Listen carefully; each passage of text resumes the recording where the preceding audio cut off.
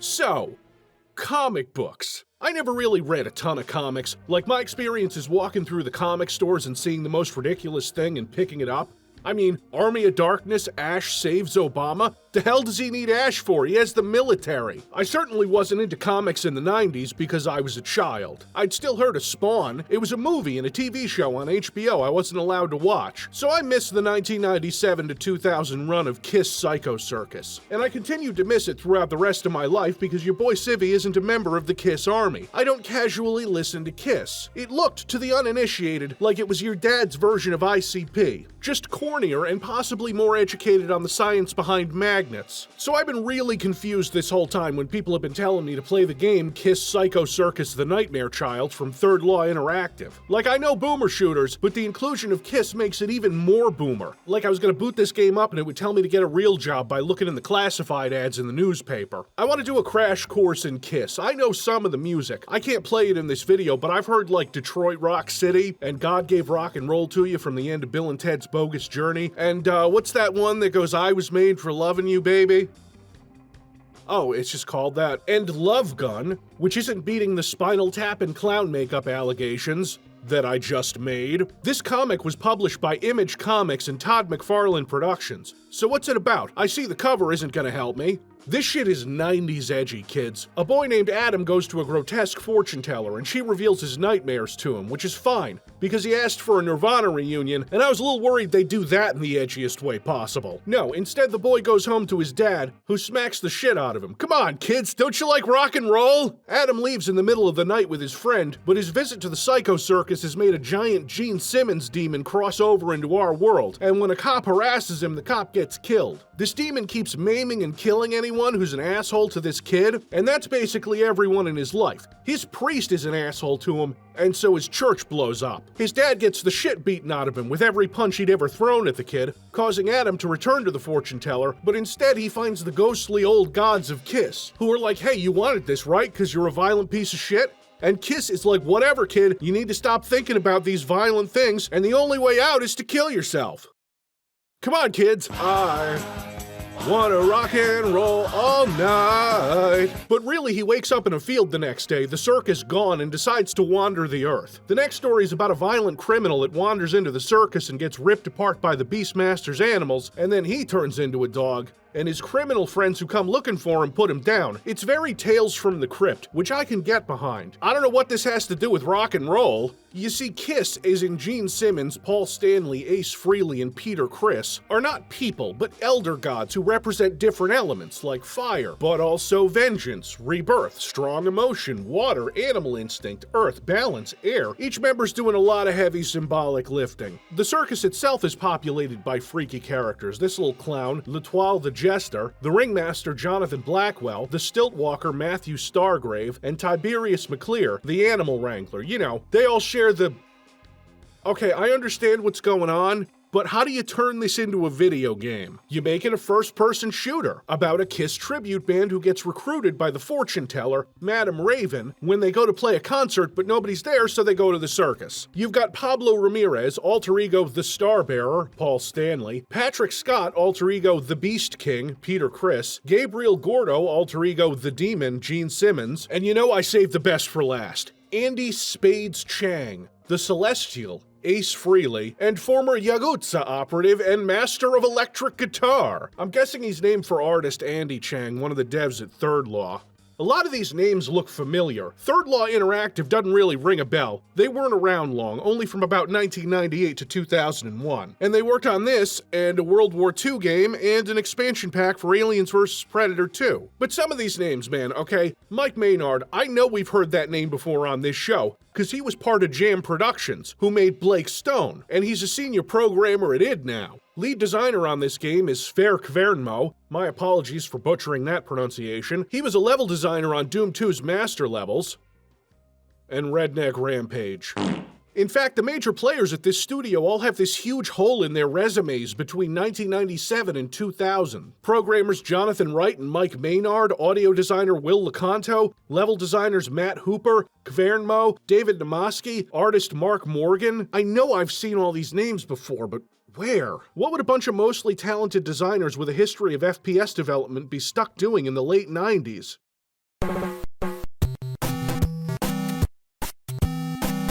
Oh. Oh, God.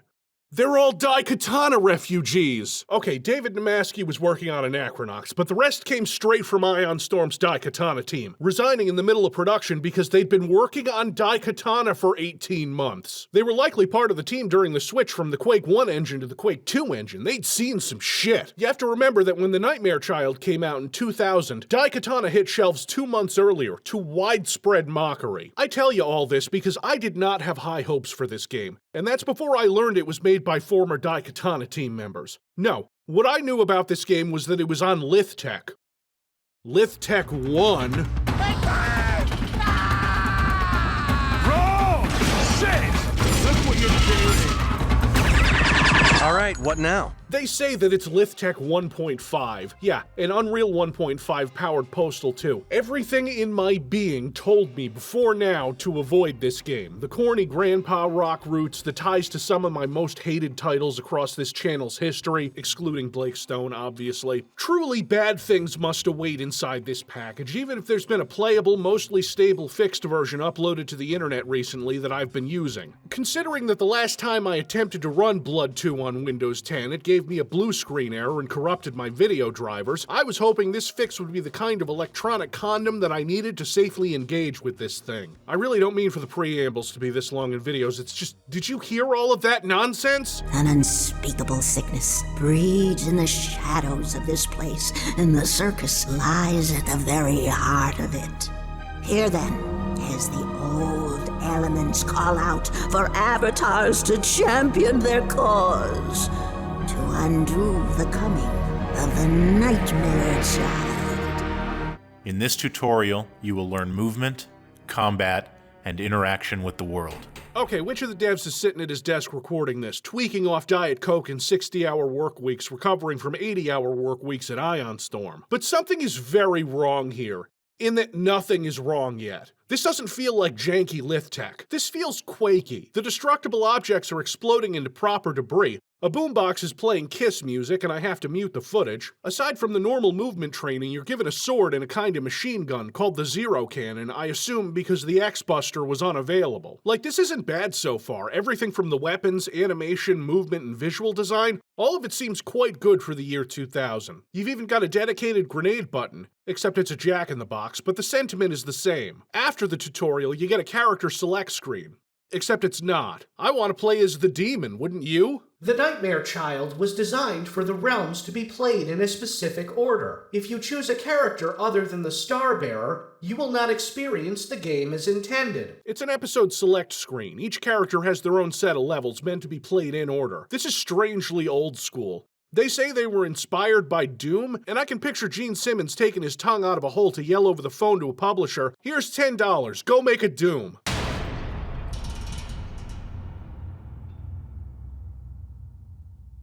So I start where they tell me to, with the Starbearer. This is the Water Realm.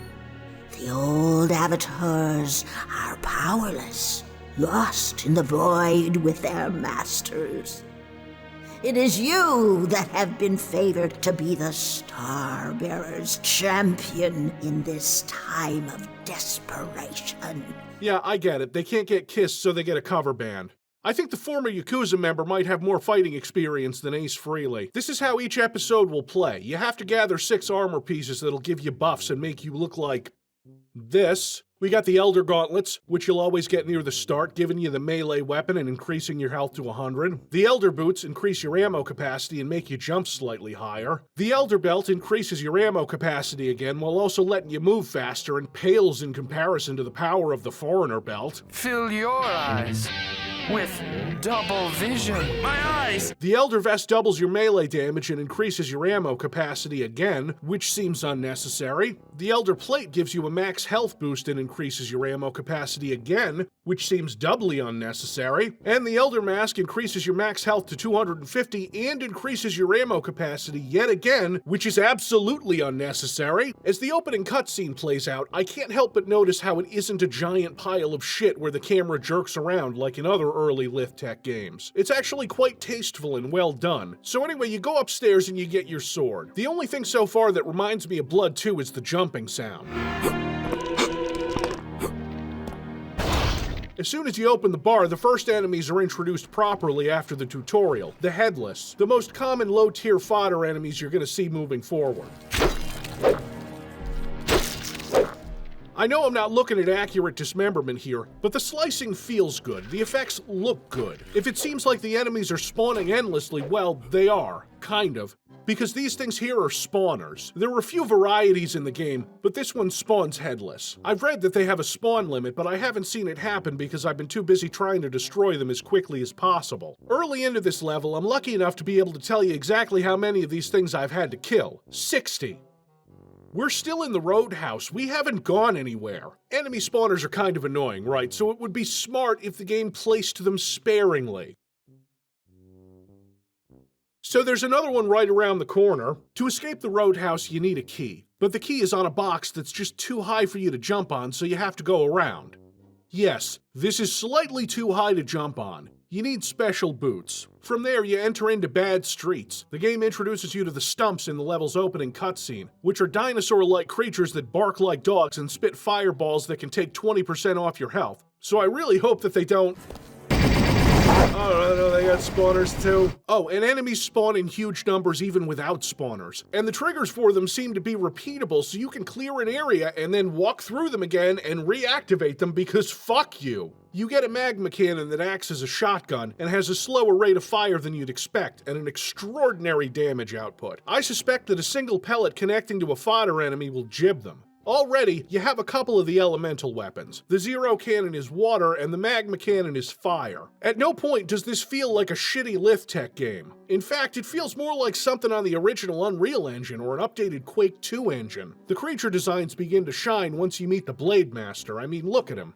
And then you get the boots, which let you jump high enough to get on top of this crate to collect a key. Next up is the Arachnoclown, which looks like something Todd McFarlane had left abandoned in a notebook somewhere with other unused ideas. It isn't bad. The models and textures are actually really good. What's shocking me the most is not only is this not bad, but so far it kind of fucks. Aside from the spawners and the strange dedication to making your jump pitiful, this plays pretty well. The weapons are punchy and you can see enemy health bars to judge what attacks are doing better than others using that whole elemental weapon system. The game has secrets that vary wildly between easy to spot and impossible to spot. Like this one here is easy, it gives you a couple gems. 40 of those gems will give you a power-up, like an arcade game. And now that I think about it, there's a score in the top right of the screen, too. A score! What year is this? Speaking of old school, it takes me an embarrassing amount of time to realize that the Zero Cannon operates like Doom's chain gun, meaning that you lose accuracy as you hold down the fire button. But if you spam the fire button quickly, that's right, you never miss. Helpful with faraway enemies and spawners, because there are so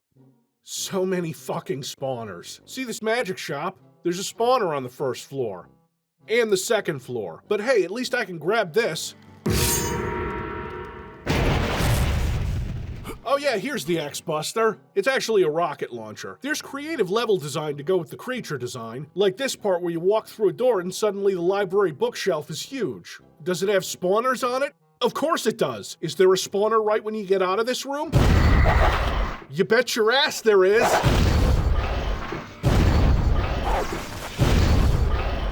Draining a fountain of purple poison goo, you enter some sewers. I'm still having fun so far, and at the end of this short section I noticed the exit, which is this mirror. The first time I legitimately looked at this game and said, wait, how in the hell did they manage that? This is Lithtech, not Unreal, and this seems to be a mesh, not geometry. Oh yeah, of course there was a spawner in front of it.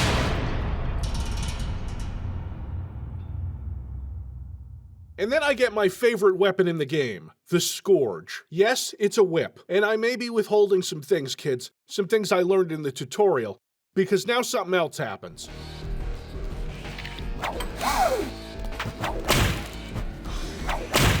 I'm forced to ask again, what year is this? This is your earth weapon. Despite the fact that it's a whip, it is immensely useful as a ranged weapon. Always accurate, low ammo cost, borderline unfair at times because 3 to 5 hits can take down enemies from across the map. I say borderline because attacks from the medium tier enemies can absolutely fuck you up. The Arachniclowns have a lightning attack that took about 30 HP off me in a quarter of a second. The Blade Master from before, his attacks home in on you. The Fat Lady, introduced here, takes a much larger amount of resources to kill and throws living blobs of shit at you that operate independently before eventually bouncing off to their deaths.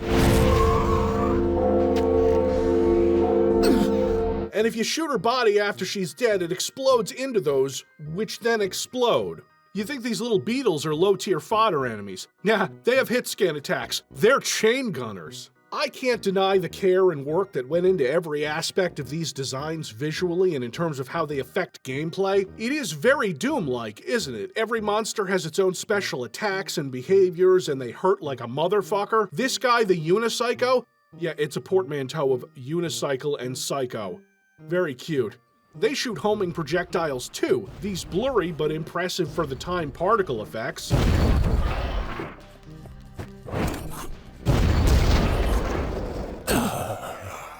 Alright, it takes more than half your health away.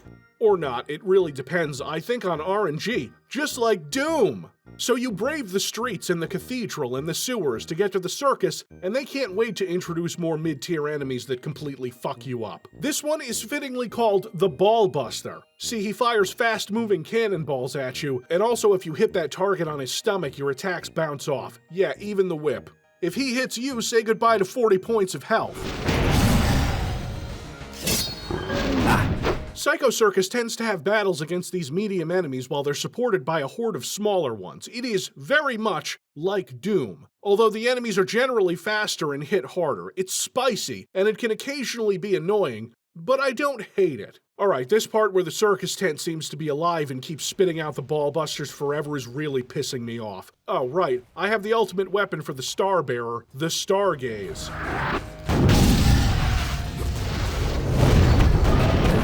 You get your final piece of armor, the mask, bringing your character from looking edgy in a funny way to just looking funny. The game has relished in introducing each monster, so the boss gets something special. He comes in a clown car. It's Fortunato, the little clown from the comics?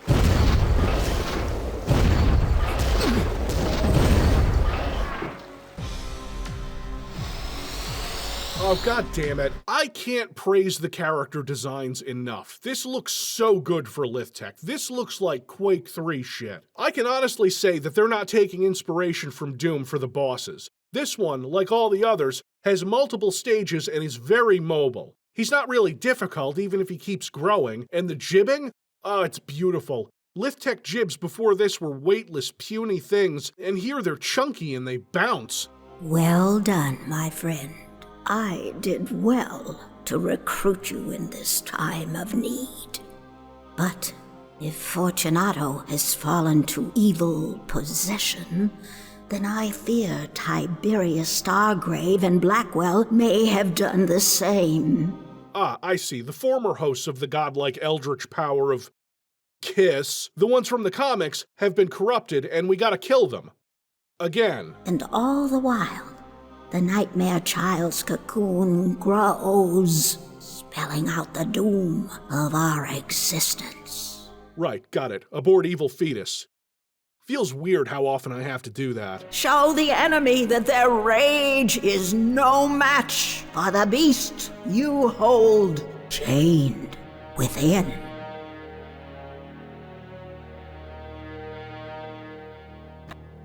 Oh no, wait, it crashed.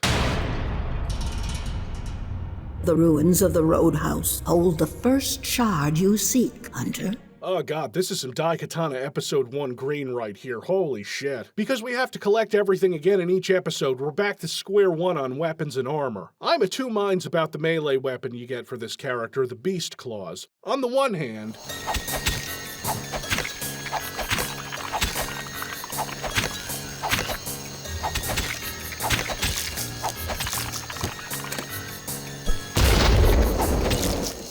I enjoy slicing through a few enemies with this thing. The sound feels a little weak, like I'm cutting my way through with a scalpel, but it is satisfying. The first 100 times you do it. The element of Earth is represented in this game by big green fields and big green buildings. Ooh, a jukebox. Look at how cute and low res it is. They even animated the needle. It's just...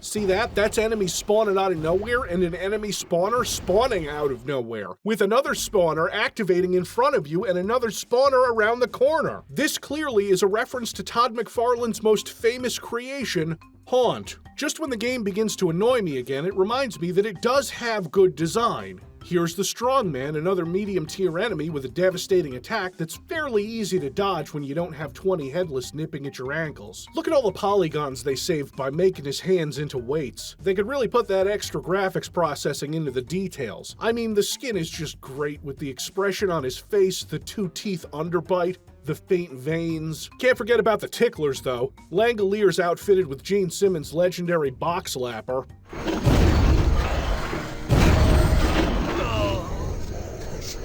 Oh yeah, 3 of them in the first encounter, and we haven't even gotten to this shit. You might not be able to tell from this footage, but that's a tickler using his ranged attack, sapping a bunch of my health through a rock. Then, because Doom, they infight a bit, but... No, fuck right off. Stun locking seems to work well enough, kinda like a cacodemon. And then you're back to walking into big rooms with one medium-sized threat and a spawner. It is becoming crushingly repetitive, and we aren't even halfway through this game yet. And it's not just the medium enemy and endless fodder battles. It's the endless fodder battles that grind this game to a halt.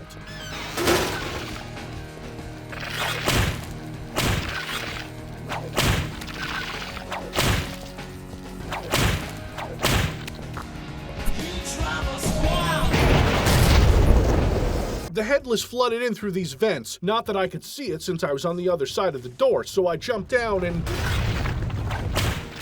Ugh, fine. The levels are all broken up into fairly short stages, about 3 per location. So after the roadhouse and fucking around in green and brown caves for a while, I'm happy to see the new area.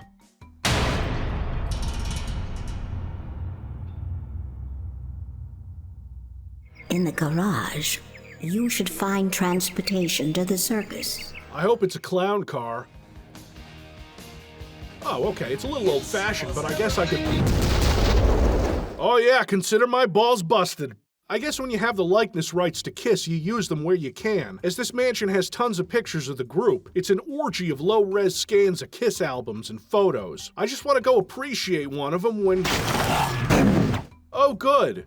They're shotgunners now. This game seems terrified of letting you take a breath. You're in the vents dispatching enemies? Well, we'll find a way to cram a spawner in there somewhere. The best way I can describe the shift in tone of this game's combat is at first it feels like cutting through the jungle with a machete to try to move forward, and as it progresses, it feels like mowing the lawn. And this game's idea of escalation is to put 2 medium enemies and 2 spawners in a room. No, my mistake, 4 spawners. This means that the pacing of the game goes from lots of enemies to lots more enemies to can we get this over with? Small drops of the game's visual creativity bleeds into the gameplay. Like this room. Yeah, that's kind of funny, right? Like the car getting blown up? You'd think that 16 headless is enough, since they're slow to actually attack despite quickly getting in your face. So the only difference between 16 headless and 100 headless is time. So of course there's a fucking spawner in this room. A good way to judge cheap difficulty is to play through an area twice. See, because the first time it kills you, but the second time you know the dick move is coming, so you breeze through because the game's relying on overwhelming you once with small enemies. Once you know where the spawners are, you can prioritize them. A second playthrough of Psycho Circus will take half as long as the first. And let's talk about that whip again for a second. You know, the one that lets you grapple around arenas. It is criminally underutilized throughout this game. Hooks that you can grab onto only appear every so often to traverse gaps or to quickly ascend in an area. You don't get to grapple much in combat. And I overall like the combat in this game. It's mechanically sound, elemental systems work, audio and visual feedback is good, What brings it down is the level design, which at the moment is funneling you through boxes and hallways that all present basically the same challenge. If there's a stairway, there's good odds that there's a spawner at the top. And the bottom. Okay, into the cemetery, I can explain one of these power-ups, the Chaos Heart. The other power-ups work pretty simply, with the Rage Orb giving you infinite ammo for a minute, and the Angel Charm giving you invulnerability. The Chaos Heart makes your damage output fluctuate between 200% and 0% based on the sound of the heartbeat, which is an interesting mechanic that would be engaging in a game where you didn't need to constantly be shooting. Another thing that chafes my ass like chainmail underwear is stuff like this.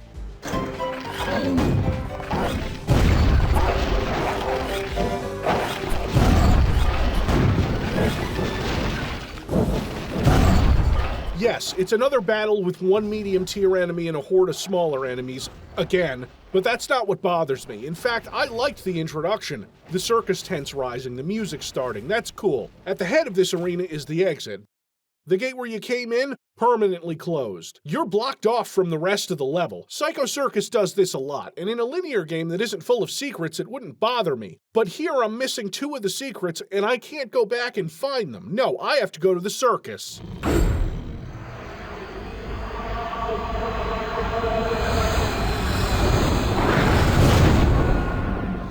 I'm sorry, the mask just... It kind of ruins the whole thing. Like, I am the king of beasts, but also just a little kitty. A little kitty made for loving you, baby. The game does break things up with some more inspired set pieces, like it did in The Manor. This time, though, you have to run across some targets in the right order, though this one's brought down by introducing the worst enemy in the game. The Meanie Beanie is like Fernando, the first episode's boss, throwing the same explosive bowling pins at you, but the way the pins work... I don't know who programmed this, but I hope somebody replaces your car with a Cybertruck. The way the splash damage lingers means that the already painful attack continues to drain your health a lot longer than you're expecting. Couple that with the unpredictable flight patterns, and you've got the worst clown that Todd McFarlane has ever put his name on.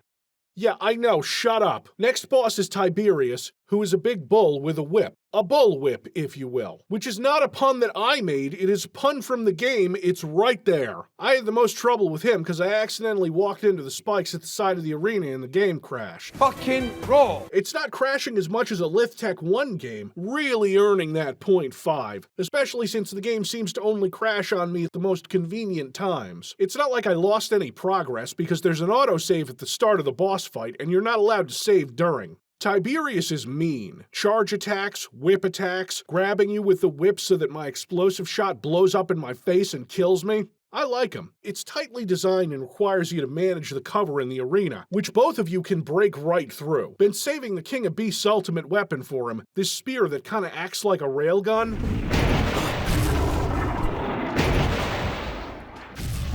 A weird thing I noticed before it transitions back to Madame Raven is how the fade-out effects work. Like, it seems to throw a big subtractive light over the whole level instead of fading to black, which is such a strange workaround.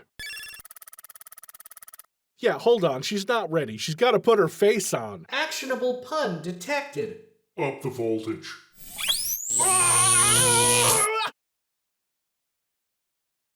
Okay, well now I'm just mad and covered in my own piss. The Celestial doesn't have it as easy as the last 2. He's got to run through hell to get his first weapon. Run like the wind, boy. Don't even think about fighting them. Which is, in theory, the coolest of the melee weapons of this game, but in practice is a touch awkward to use.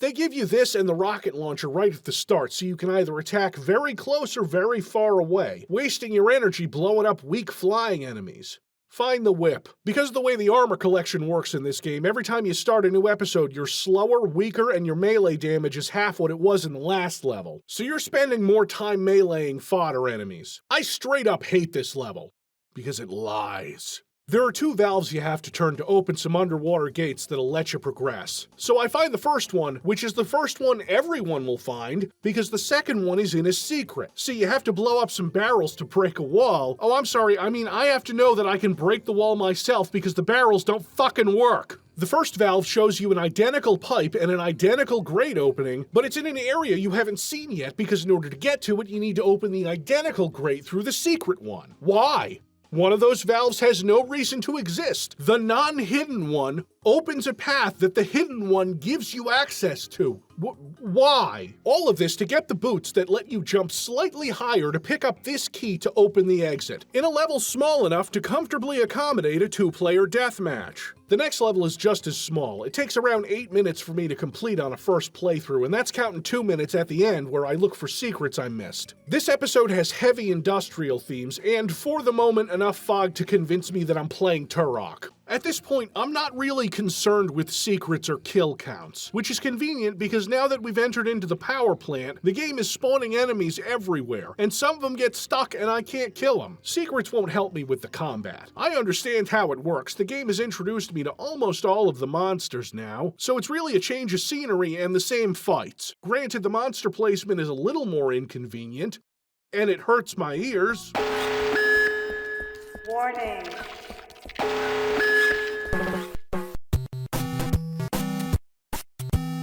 Alright, no problem. Not one single point of health lost. Then the game throws 2 arachniclowns at you with no cover and they blast you with lightning from across the room. You can stun lock one of them, but not both. Bullshit. Oh, spawner that produces flying enemies. Very cool. Just fucking take it.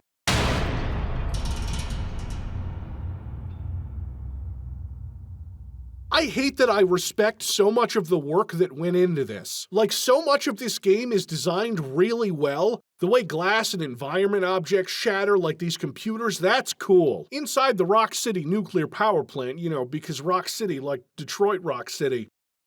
But I guess Detroit would be too Detroit? Of all the levels, this one feels the most unfinished. The layout is strange with 2 silos you have to drain, and then, oh look, it's a spawner. A spawner I can't hit from this tiny window. So I have to go down there, take care of it, then go back to the control room because there's an identical silo right next to it with the same thing. And I don't want to hit both buttons and activate 2 spawners, right? Sounds like it's just more trouble, so I backtrack again. Then deal with these clowns, then grab the celestial super weapon, the Galaxion, which is cool, it works good, especially when compared to Blood 2's Singularity Generator, which has a similar function on paper.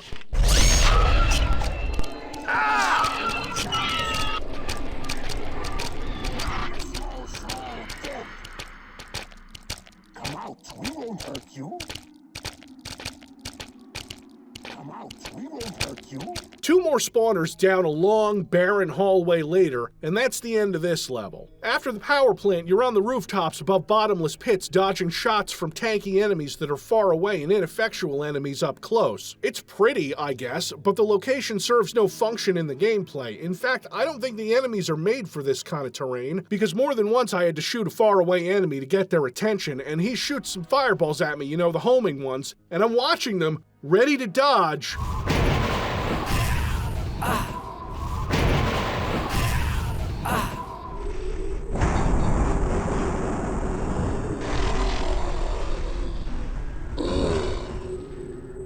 Oh, yeah, okay. Fucking roll! I questioned including that clip, even though he didn't fire another projectile at me, and there wasn't another one around shooting those. Then I see this. Pay attention to this fireball. Oh, that is vicious. Fine, I can deal with that guy. Fuck! Oh, I can feel it. I can feel the blood too trying to claw its way out.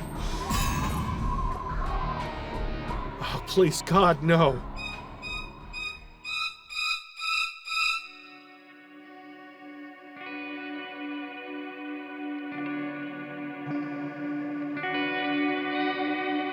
I'm still who I always was. I have her seed in me.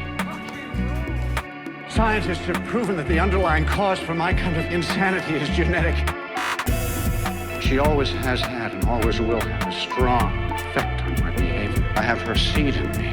I may be well now, but I'm not cured. But I'm still her flesh and blood. I'll never be cured. Flesh and blood, flesh and blood, flesh and blood. Insanity is genetic. I have her seed in me. I'll never be cured. but it wasn't supposed to bring forth another monster.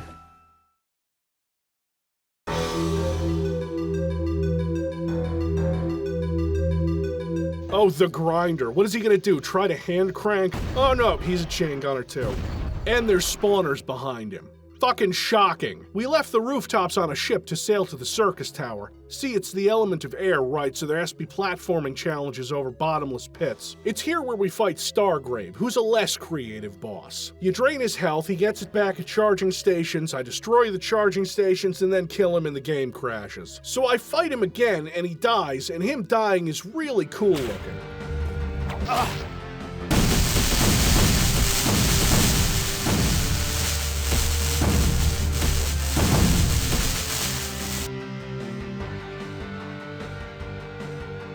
You've smashed the opposition and turned the tide on the spawn of doom. Oh, Spawn of Doom, that's cute. But still, the realm of fire lies in shackles.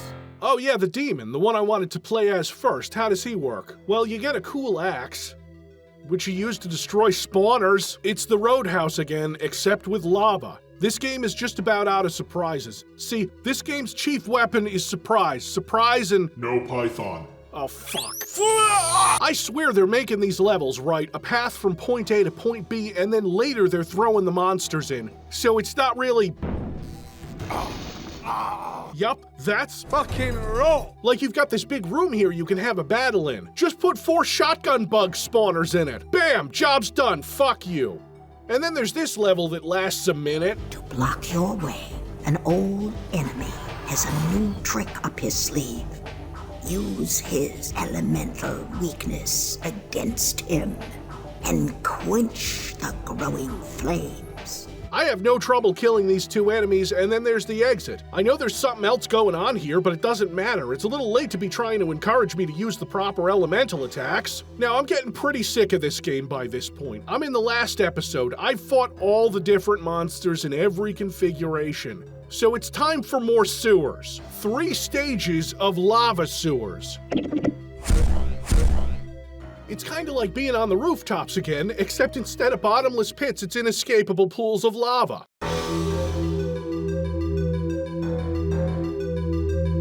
When is enough enough? I can't say for sure, but that point has to be somewhere before you hit lava sewers. At least for once, the grapple is useful for something, which is getting over here to get the demon's super weapon, Draco, the demon's pet dragon. It spits lava in an arc and kills things real good. It also doesn't suck your ammo pool as hard as the other super weapons, and the power-up that's right up this ramp here is a secret, I guess.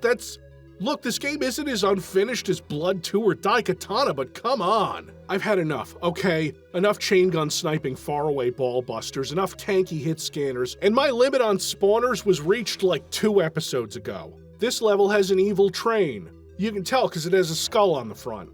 It helps me once.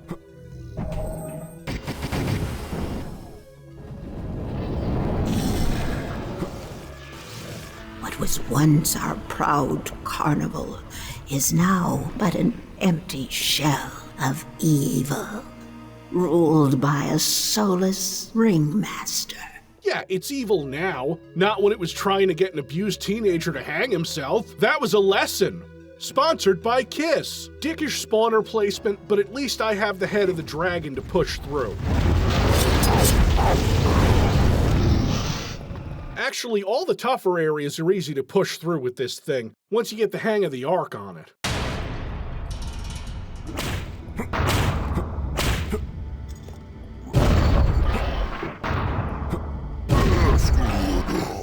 Why is it always Twin Peaks? So I grab a ticket to the show and oh, god damn it.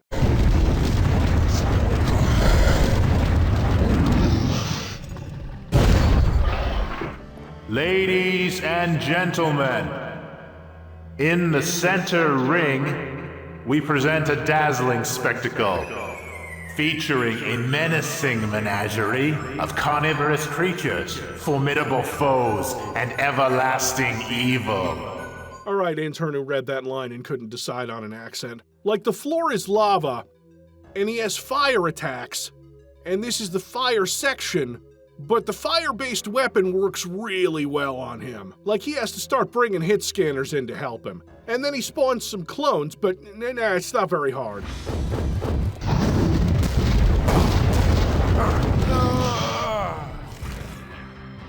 The four who are one stand united. Quickly now, while there is still time. The Dark One must be banished. It actually lets you pick who you want to play the final section as, and I chose the Demon. His axe and his dragon are pretty fucking cool. And now you start with all your armor pieces and weapons so the game can throw the kitchen sink at you. Not that it wasn't before, and actually it's been pretty steady in terms of difficulty for the last couple of episodes. This hellish dimension is full of flesh rather than fire, and chains holding that flesh. It's actually quite beautiful to look at from a visual design perspective. I'm just plugging along, whipping faraway enemies and dodging their attacks when the game throws a totally new enemy at you, one you've never seen before.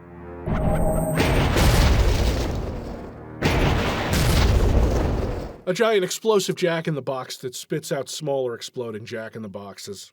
So it's just another fucking spawner then! That's the last enemy before the final boss, the Nightmare Child, who isn't the hardest boss in the game, but sure is the most tedious. The final test is at hand. Steel yourself. I'm sure this womb looked better and didn't have a big seam down the front of it in lower resolutions. Wait, what the? You see all these eyes? You have to kill each one of them before you continue. And for some reason, this one seems to be dead set on dying last. Okay, cool. Love the Nightmare Child design. Like, obviously, I hose him down.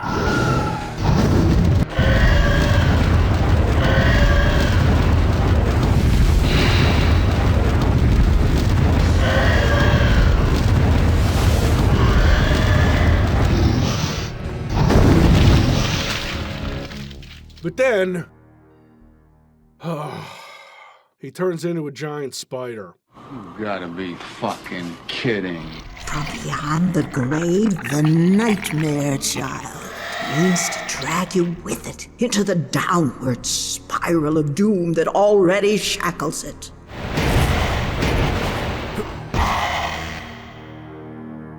Alright, got a tricky leap and sting attack going on. I can handle that. But remember how you can't save in boss levels? Get ready to whip all those fucking eyes again!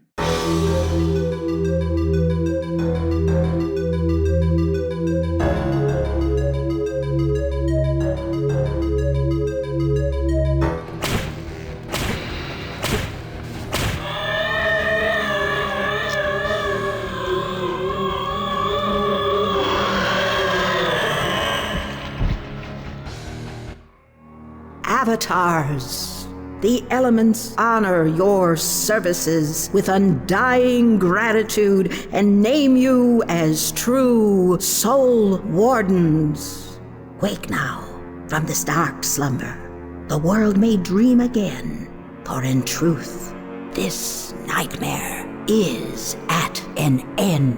Alright, final cutscene time. Let's see, and the game crashes. Back to the eyeballs, I guess! You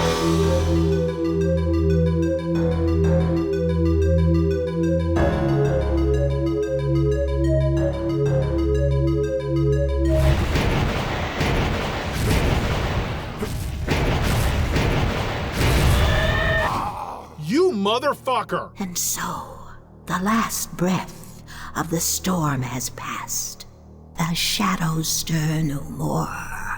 And you know what? The only thing I'm missing in the ending cutscene is all these monsters dancing while the cover band rocks out, and it's set to God Gave Rock and Roll to You, so I can't play it anyway. This game starts off really fun and is eventually crippled by repetition and lame level design. Like at the beginning, I was hyped. This felt like some lost classic boom shoot. And I'm sure there are people in the comments who will disagree, who love this game, and I get it, because there's plenty to love, but in copying Doom, they've made a caricature that forgets enemy placement and relies on shock and awe while giving you the same fight over and over into eternity.